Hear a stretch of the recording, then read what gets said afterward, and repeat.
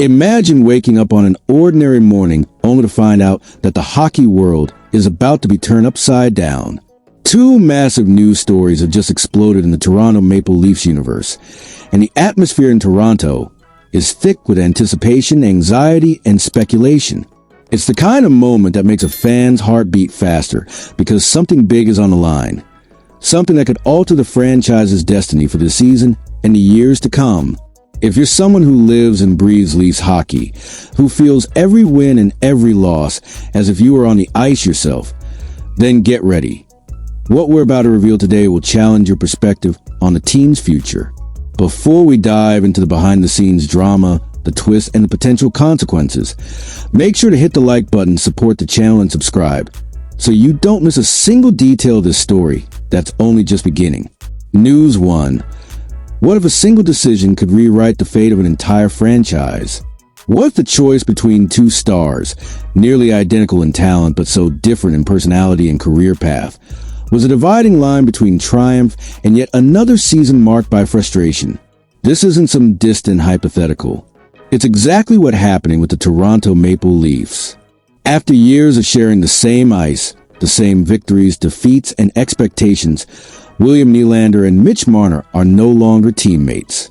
One remains at the heart of Toronto, renewed with an 8-year contract that will keep him through 2032. The other leaves his hometown behind to embark on a new chapter in Las Vegas. The choice has been made, but the debate has only just begun. The history of the Toronto Maple Leafs is full of defining decisions, but rarely has one involved despite still playing at a high level what the franchise has short-term past decade. Nylander and Marner, alongside Austin Matthews, formed a core that carried the hope of a championship. Year after year, they rotated as elite supporting players, complementing the shine of the central star. Now that partnership belongs to the past, and the question of which path will lead to success will haunt analysts for years to come. This isn't just a transition period. It's a breaking point, a marker that will be revisited every time the team advances or stumbles in the playoffs. The decision becomes even more significant when we look at the recent NHL.com rankings that place Marner and Nylander among the top 6 wingers in the league. Only 4 names ranked higher: Mikko Rantanen, Kirill Kaprizov, David Pastrnak, and Nikita Kucherov. It's no exaggeration to say Toronto gave up one of the NHL's most valuable players, while keeping another of almost equal value. It's a strategic, emotional, and inevitably risky choice. And before we dive even deeper into the story, a quick reminder for those who follow every rumor, every piece of inside information, and every move that shapes the fate of the league's biggest franchises. You won't miss a thing here. So hit that like button, subscribe, and turn on notifications. That way, you'll be among the first to know when the next chapter of this sports saga unfolds. Beyond the numbers lies a narrative filled with tension and contrasts. Nylander, with his 612 career points, including 262 goals, has built a reputation as a lethal scorer. Over the past 3 seasons, he surpassed the 40-goal mark each time, finishing the most recent season with 45, a career high, and ranking second in the NHL in that category. Marner, on the other hand, has always been the playmaker, the architect capable of creating improbable plays. His 741 points, including 520 assists, reveal a player who sees the game like few others. Last season, in his 9th year in the NHL, he hit the 100-point mark for the first time. Their styles are different, but equally valuable. The story gets more complicated in the playoffs, where pressure multiplies and every detail is magnified. Nylander maintains a playoff points per game average close to his regular season rate, 0.87 versus 0.90, without major drop-offs. Marner, however, sees his average drop from 1.13 to 0.90. The numbers in key moments are even tougher. In 7 Game 7s with the Leafs, he has no goals, just 2 assists and a -7 rating. Nylander, while not spectacular, has 2 goals, 2 assists, and a -4. These details did not go unnoticed in a city where every puck touch is dissected to exhaustion. Behind the scenes, the atmosphere was no longer the same.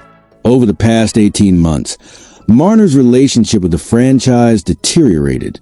The constant pressure from fans, who saw him as a primary culprit for postseason disappointments, combined with the need for changes in the core, led to him waiving his no-movement clause. The trade to Las Vegas wasn't a sudden move, but the culmination of a relationship that had already been strained.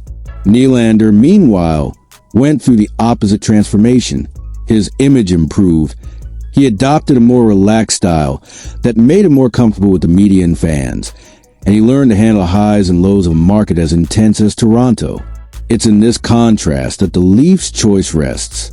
Marner, the hometown hero, carried the weight of expectations like a burden.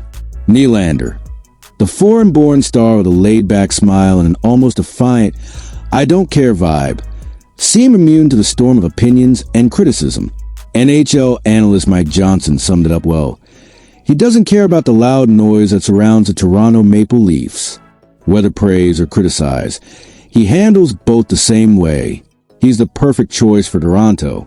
Now, the future possibilities stretch in opposite but equally intriguing directions. Nylander, anchored by an 8-year deal, has a chance to become the most stable face of the franchise and perhaps reach historic milestones, including 50-goal seasons. In Las Vegas, Marner has the opportunity to play without the shadow of his hometown, free from relentless scrutiny, and perhaps finally replicate his regular season creativity and precision in the playoffs. This separation also sparks an indirect rivalry. Every goal, every assist, every series won or lost will be used as ammunition to defend or criticize the decision made. And inevitably, this comparison won't fade. It will only grow because both players are in their prime and surrounded by rosters capable of contending for titles. What's at stake goes beyond statistics. It's about building a legacy, validating a gamble, and shouldering the weight of decision that could define the Toronto Maple Leafs' future for years to come. Who will take their team further? Who will be remembered as the key piece in a championship run? And here's where I want to hear from you. Did the Maple Leafs make the right choice by keeping William Nylander and trading Mitch Marner? Or will the real answer and judgment only come when one of them hoists the Stanley Cup? Leave your thoughts in the comments. What if the solution to make an offense even more lethal was in the hands of one of the greatest rivals in history? And what if the piece that could help fill the void left by Mitch Marner was sitting right inside the Boston Bruins locker room? That's the possibility starting to gain momentum behind the scenes in the NHL as the Toronto Maple Leafs, even after a productive summer full of depth-boosting reinforcements, are still looking for something more. Management knows they lost a great deal of playmaking and scoring ability with Marner's departure, and while the roster has improved, there is still a gap in the attack that remains unfilled, and the clock is ticking. The coming weeks could determine whether the search turns into action or if the opportunity slips away. In this context, a bold hypothesis is beginning to circulate, negotiating directly with a longtime rival. Leafs and Bruins aren't just occasional opponents. These are two jerseys heavy with history, playoff clashes, decisive games, and a rivalry that goes far beyond the ice. Any deal between these two franchises carries weight not only for the teams but also for fan bases. Yet the competitive reality of the modern NHL demands cold-blooded decisions. If the right name is on the other side, ignoring the rivalry may be the price of victory. Reporter James Murphy from RG.org added another twist to the storyline. According to him, the Boston Bruins are willing to listen to offers for Pavel Zacha, alongside goaltender Joonas Korpisalo.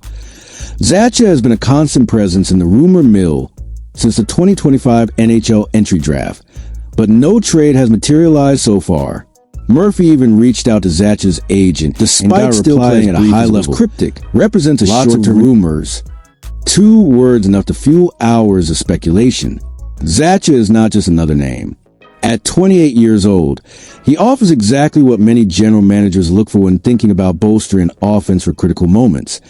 Strong two-way play, imposing physical size, offensive punch, and, above all, the willingness to impose himself when needed.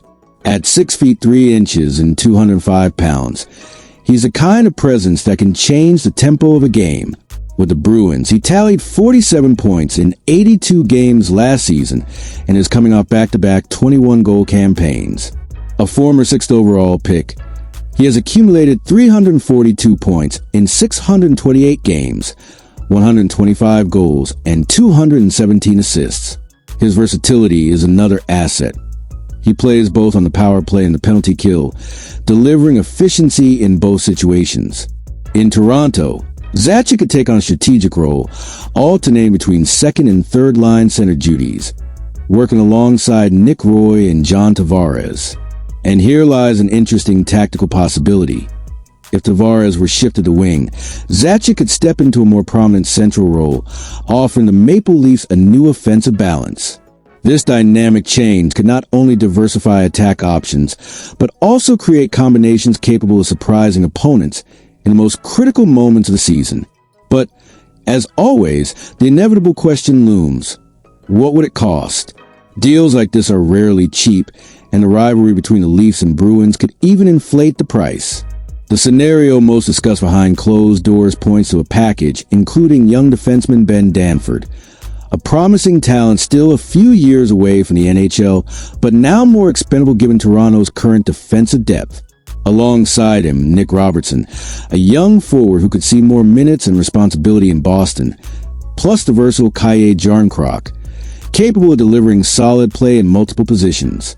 To complete the offer, a 2027 second-round pick and a conditional 2028 third-round pick, which would upgrade to a second-rounder if Zacha hit 60 points and the Maple Leafs reach the conference finals. For some, that proposal feels too heavy. After all, that's 3 players and valuable picks for a single name. But the win now mindset often changes how these calculations are made. Toronto already needs to clear roster space, and losing Robertson and Jarnkrok wouldn't immediately compromise depth. Danford, while talented, would have limited room to develop in the current setup. The draft picks serve as a final sweetener to convince Boston to part with a player who, while not a superstar, offers a skill set and experience that could make a difference in the playoff series. From the Bruins side, the trade would not only bring in pieces with immediate impact potential, but also offer a chance to inject youth and versatility into the roster, while stocking up on picks for future moves. However, giving up Zacha would mean losing a proven player who brings consistency and can fill various roles. It's a decision that, as with Toronto, demands weighing present against future. For the Maple Leafs, this move wouldn't be purely strategic. It would be symbolic.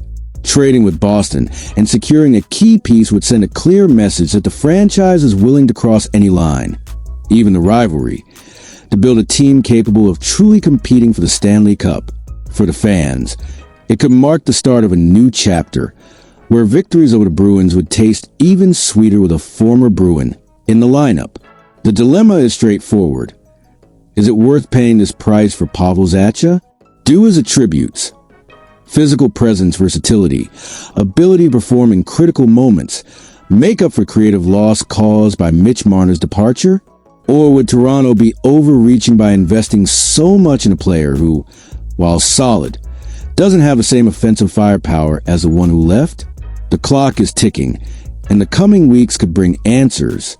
The market still has other alternatives, but the window for a move like this won't stay open forever. Taking a step forward now could mean gaining an edge when the season tightens. A misstep, on the other hand, could cost dearly in roster capital and the franchise's future. And now the conversation shifts to you. If this proposal is really on the table, should the Toronto Maple Leafs push for Pavel Zacha, even if it means dealing with their biggest rival? Or should the team hold back, preserve its assets, and let another franchise take Zacha? Leave your thoughts in the comments. Subscribe to the channel and hit the notification bell, because if this story gathers momentum, we'll be witnessing one of the most electrifying chapters of this NHL summer. And you can bet, if it happens, this trade will only intensify the Leafs-Bruins rivalry, and every matchup between them will carry a weight far beyond the points in the standings.